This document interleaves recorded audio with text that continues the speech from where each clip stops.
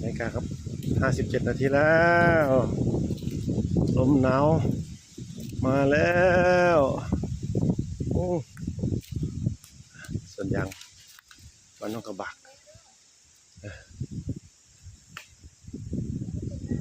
ยางกำลังหยดติ้งๆอยู่นี่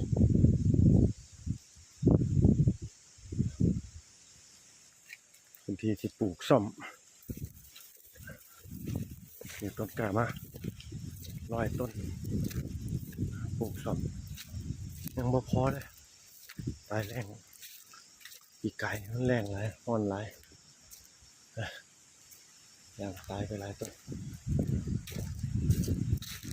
เสียงลมแห้งเถอะลมแห้งแท้เดี๋ยวป้อมรวมที่ยางแล้วเอาไปชั่งขายแล้วถ้าแปรรูปขายก็จะได้ราคาเพิ่มขึ้นอีกเป็นยางแผ่นลมควันแล้วตอนนี้รู้สึกว่าเป็นไรโอ้ลมร้อนเลยเนาะลมพัดเข้ามา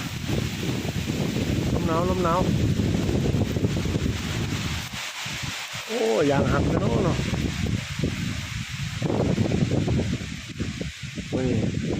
ทำมาสภาพอากาศเปลี่ยนจากหน้าฝนเป็นหน้าหนาวไปแล้วพื้นที่ตรงนี้ที่ปลูกส้ม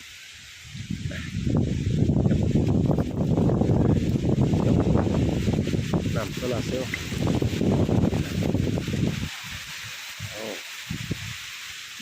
ที่ปลูกส้มโอเคตอนนี้จะมาเห็น